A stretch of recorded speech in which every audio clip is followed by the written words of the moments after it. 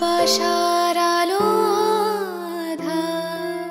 আমি না করেছি, তারপরও উনি কেন যে আমার পিছু ছাড়ছেন না সত্যি আমি বুঝতে পারছি না। তাহলে তুই আরো কিছু জানা? যেমন যেমন নন্দিনী তোকে কি জবাব দিয়েছে? হ্যাঁ নাকি না? এভাবে আর কতদিন অতীতকে আঁকড়ে ধরে রাখবি তুই? যে অতীত ছাড়া আমার বর্তমান আর ভবিষ্যৎ দুটোই বিলীন হয়ে যাবে, সে অতীত আমি কিভাবে ছেড়ে দেই মামি? আমি যেমন ভিডিওটা অর্জন করেছি তেমনি আপনাকে অর্জন করতে হবে, আর সেটার জন্য কি করতে হবে সেটা সময় হলেই আমি আপনাকে বলে দিব। ততদিন পর্যন্ত ধৈর্য ধরে অপেক্ষা করুন। ওকে আমার সামনে থেকে নিয়ে যান।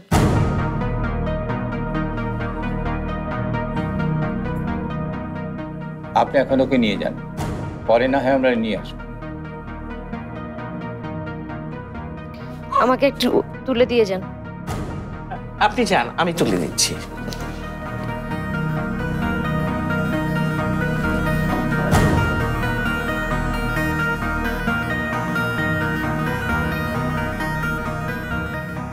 ঠিক আছে? জি।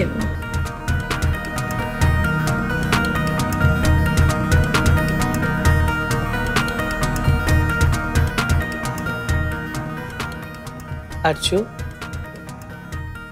আমাকে একটা কথা খুলে বলো, তোমার সমস্যাটা কোথায় হচ্ছে? তোমাকে একটা কথা বলি, অবশ্য তুমি নিজেও জানো সেসব কথা, তবুও বলছি।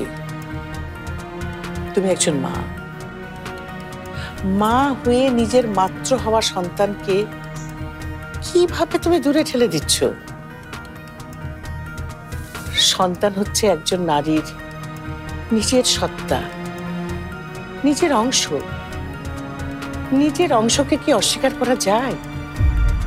কেন আম্মা? মা হয়ে আপনি কি আপনার সন্তানকে অস্বীকার করেন? অন্যের দোষটা খুব সহজে চোখে পড়ে আম্মা, কিন্তু নিজের দোষ কেউ দেখতে পায় না। তুমি ভুল বললে আরজু। আমার নিজের দোষটা আমি দেখতে পেয়েছি বলেই আজ আমি পস্তাচ্ছি। যদি সময় থাকতে দেখতে পেতাম তাহলে হয়তো আজকে আমাকে এতটা কষ্ট পেতে হতো না, ভুলটা শুধরে নেওয়া যেত। আরজু, তুমি এরকম করো না মা। এখনই যদি তুমি তোমার ভুলটা দেখতে না পাও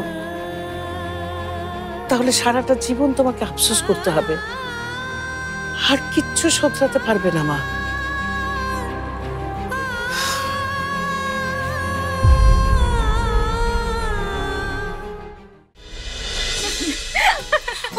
তুমি না থাকলে আমার কি যে হতো, আমি কিছুই ঠিক মতো গোছাতে পারতাম না, কিছু না কিছু ফেলেই যেতাম। 4 দিনের জন্য আর বের করেছো কিনা 1 মাসের কাপড়, মাথা তো গরম হবে। ঠিকই বলেছো, মাথা গরম হয়ে গিয়েছিল ভাবতে ভাবতে। আসলে বেড়াতে কি এত কাপড় চোপড় নিয়ে লাভ হয় না তো, পড়ার সময় কোথায়। তানিয়াপা, অপূর্ব স্যার আপনাকে ডাকে। যাও তুমি, আমি আসছি। ডাকছি, যাই শুনে আসি বলে। আসতে যখন চাচ্ছেন আপনারা চলে আসেন। জি, আর আপনার ডকুমেন্টস গুলো পাঠিয়ে দিবেন ইমেইলে। হ্যাঁ হ্যাঁ, জি জি, ঠিক আছে, থ্যাংক ইউ। স্যার ডেকেছেন? হ্যাঁ, আজ রাতের চট্টগ্রামের ফ্লাইটের টিকিটটা ক্যান্সেল করে দিন, আমাদের যাওয়া হচ্ছে না। আচ্ছা ঠিক আছে স্যার।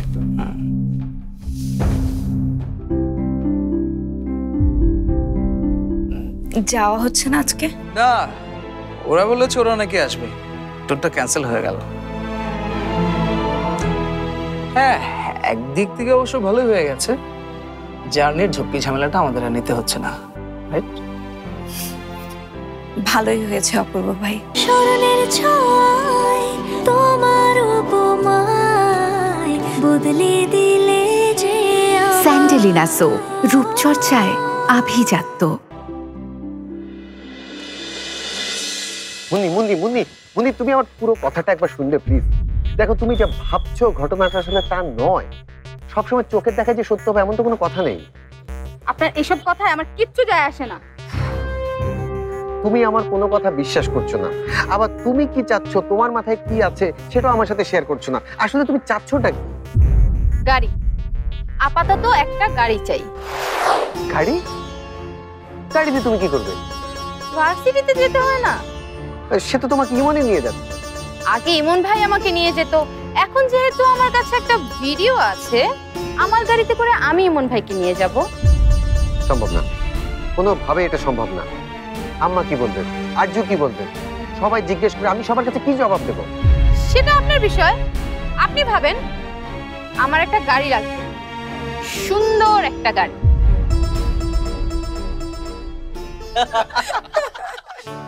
না ইসমাইল ভাই, ভাবে যেভাবে 2 দিন পর পর রাগ করে বাবার বাড়িতে চলে যায়, আমার তো মনে হয় নিশ্চয়ই আপনি কিছু না কিছু একটা করেন। আরে ভাই, আমি কি করব? আমি কিছুই করি না। আমি শুধু তাকে মাঝে মধ্যে বলি সে না থাকলে আমি কতটা ভালো থাকতাম। আমি বলি কি ইসমাইল ভাই, আপনি আমার কাছে শুকরিয়া করা উচিত। ভাবির মতো একজন ভালো মানুষ আপনি জীবন সঙ্গী হিসেবে পেয়েছেন। দেখেন না আজকাল মেয়েদের কি অবস্থা। তোমরা সবসময় আমার সাথে এরকম করো, সবসময় শুধু ঠাট্টা।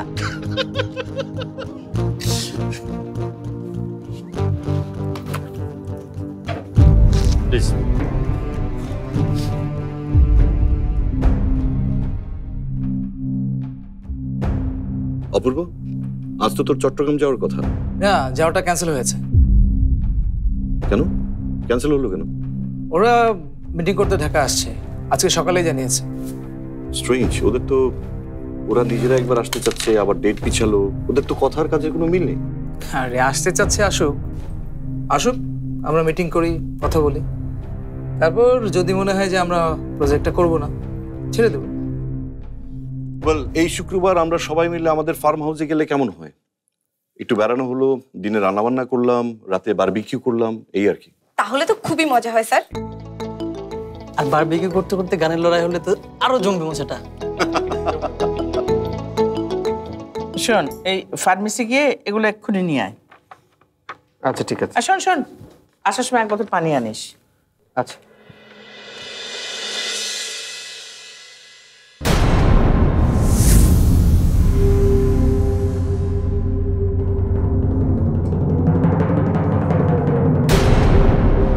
জ্যোতি, তুমি এখানে? তোমার মেয়েকে দেখতে এলাম।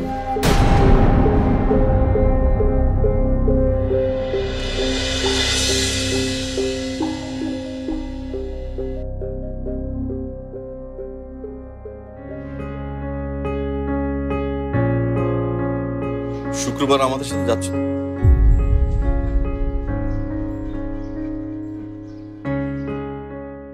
না। কেন? অর্ককে বাসায় একা রেখে যাওয়া সম্ভব না। অর্ককে সাথে নিয়ে চলো। অর্ক অফিসের প্রোগ্রামে যেতে পছন্দ করে না। তুমি হয়তো আমাদের অফিসের আগের প্রোগ্রামের কথা বলছো। অর্ক তো এর আগে আসেনি, এবার আসুক, ও মজা পাবে। তাছাড়া সেদিন অর্কের ডাক্তারও বললো ওকে বাইরে কোথাও থেকে ঘুরিয়ে নিয়ে আসতে। এই জন্যই বুঝি আপনি এই অনুষ্ঠানের ব্যবস্থা করেছেন? নিজের জন্য করেছি, নিজেদের জন্য করেছি। আচ্ছা, আর অর্কের স্কুলের প্রিন্সিপালকে যে ফোন করে শাসিয়েছেন, সেটাও কি নিজের এবং নিজেদের জন্য করেছেন? নন্দিনী, ওটা শাসানো ছিল না, এটা একটা অন্যায় হয়েছে। প্রিন্সিপালকে জানানোই ছিল উদ্দেশ্য। সেখানে ছোট ছোট বাচ্চারা পড়তে যায়, তাদেরকে মারামারি শেখানো হয় না নিশ্চয়ই? সেটা প্রিন্সিপালের জানা উচিত না? স্যার, আমার কাজ আছে, আমি যাচ্ছি।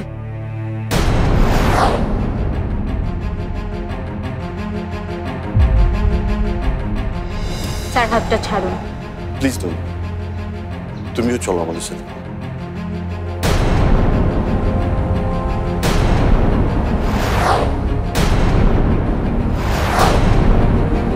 Sorry sir, sorry.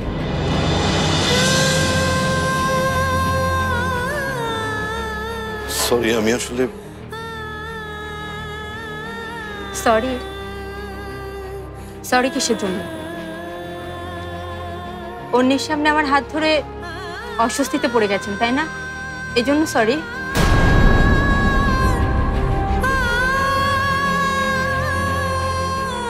আচ্ছা, যার কারণে একটা মুহূর্তের অস্বস্তির জন্য আপনি এতটা অনুশোচনায় ভুগছেন, তার সাথে সারা জীবনে সম্পর্কে জড়াবেন কিভাবে? নন্দিনী, তুমি আসলে ব্যাপারটা আসলে ওরকম না। স্যার,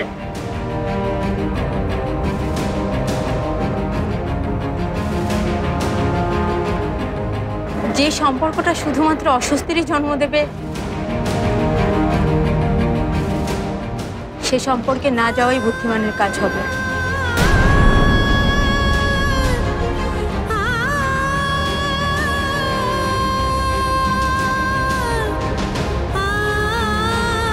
স্মরণের ছোঁয়ায় তোমার উপমায় বদলে দিলে যে স্যান্ডেলিনা সো, রূপচর্চায় আভিজাত্য।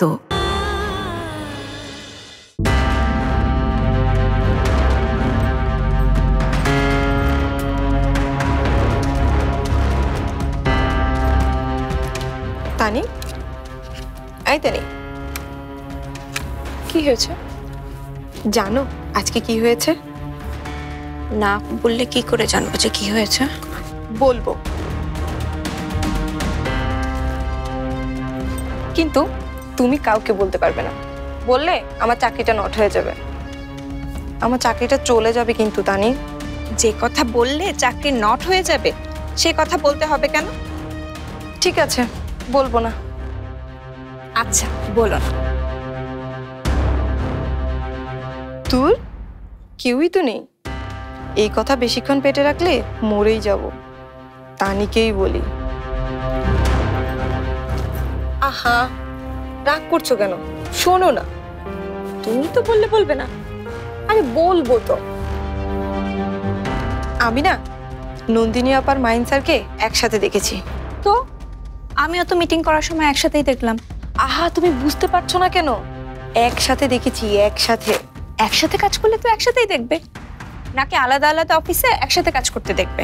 আরে এটা অফিসের কাজের কথা বলছি না, দুইজন একসাথেই ছিল। তোমার না মাথার স্ক্রু ঢিলা হয়ে গেছে। কি বলছো এসব? তোমাকে বলতে আসাটাই আমার ভুল হয়েছে। তুমি সব কিছুতেই পেঁচাও। আমি পেঁচাই না, তুমি পেঁচাও। এসব না পেঁচিয়ে যাও, নিজের কাজটা মন দিয়ে করো।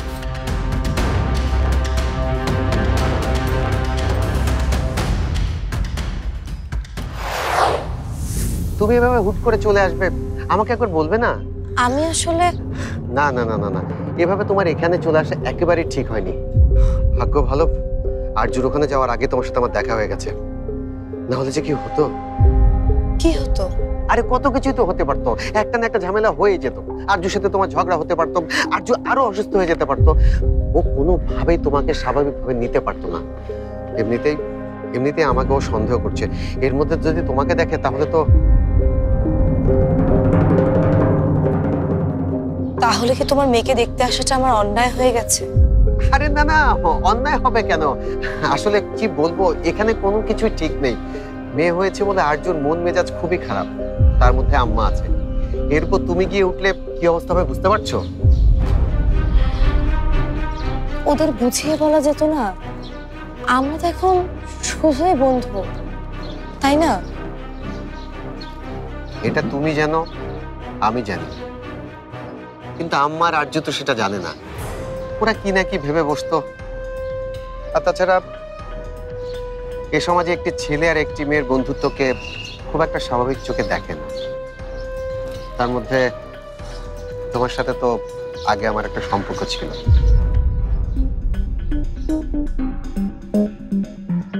তাহলে এগুলো কি ফেলে দিব? আরে না না, ফেলবে কেন? আমাকে তো আমি দিয়ে দিচ্ছি। হুম,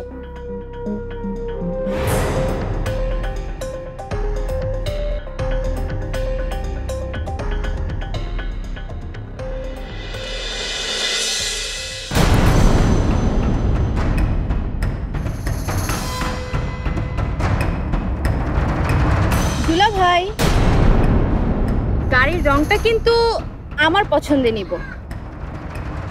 ঠিক আছে?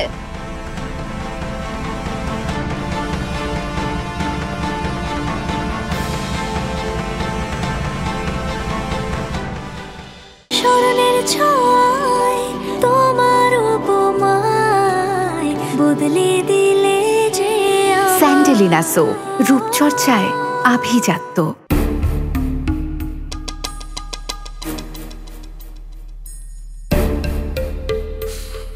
নন্দিনী, নন্দিনী আর অন্য মনস্ক একদম যাচ্ছে না, মানা যাচ্ছে না। আন্টি সিঙ্গাপুর গেছেন প্রজেক্টটা ফাইনাল করতে। ওটা কিন্তু একটু সাবধানে করতে হবে, হ্যান্ডেল উইথ কেয়ার। অফিসে বেশ বড় সড়ো একটা চাপ আসতে যাচ্ছে কিন্তু। অপূর্ব, চাপের কি দেখেছো? চাপ দেখেছি আমি, নাহার আপা আর শারমিন আপা মিলে নিত চাপ। তোমরা তো সবকিছু সেট করা পেয়েছো এসে। হ্যাঁ, মায়ের কাছে কিছু কিছু শুনেছি। আচ্ছা, তখন নাকি আমাদের এজেন্সির অবস্থা একটু খারাপ হয়েছিল? হ্যাঁ, আমি তখন মাত্র জয়েন করেছি। এজেন্সির কাজ কিভাবে করতে হয় কিছুই জানি না, কিভাবে আইডিয়া নিয়ে কাজ হয়, কিভাবে প্রেজেন্টেশন দিতে হয় কিছুই না। তোমার মা নাহার আপা তো আমাকে হাতে ধরে কাজ শিখিয়েছে, আর শারমিন আপা দেখতেন তখন ক্লায়েন্ট। একজন অ্যাকাউন্ট হেড ছিলেন না, উনি হয়তো সমস্যাটা পাকিয়েছিলেন, তাই না? হ্যাঁ, ওই সময় যিনি অ্যাকাউন্ট হেড ছিলেন ওনার কারণে এজেন্সিটা ডুবতে বসছিল। হ্যাঁ, ঠিক তখন দেখেছি নাহার আপার, শারমিন আপার কাজের চাপ নেওয়ার ক্ষমতা। ডুবতে থাকে একটা এজেন্সি কিভাবে যে তুলে দাঁড় করালেন ভাবতে এখন অবাক লাগে। সেই সময়কার কথা আমারও মনে আছে। মা আর শারমিন আন্টি দিন রাত মিটিং করতেন, প্রচন্ড দুশ্চিন্তায় থাকতেন। আমি আর মাহিন তখন কিছু বুঝতাম না, বুঝতে পারলে হয়তো মাদের সাহায্য করতে পারতাম। আচ্ছা অপূর্ব, একটা বিষয় খেয়াল করেছো? আমাদের মাহিন কিন্তু বেশ বদলে গেছে। আরে অফিসের সবাইকে নিয়ে উইকেন্ডে যাচ্ছে, এটা কিন্তু বেশ অবাক করার মতো বিষয়। হ্যাঁ, অনেক কিছু বদলে গেছে। বলতে পারেন আমাদের অফিসের অনেক কিছু বদলে গেছে এই নন্দিনী আসার পর। মাহিন সহ অনেকে বদলে দিয়েছে আমাদের নন্দিনী।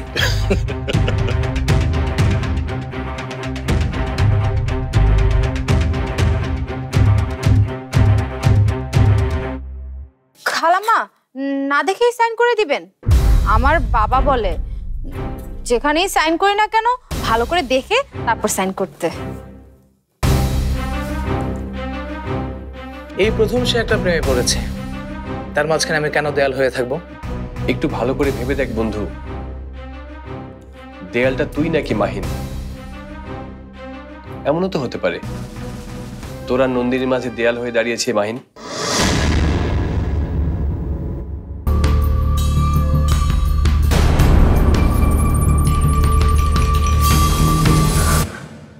আপনি, আমি জয়া।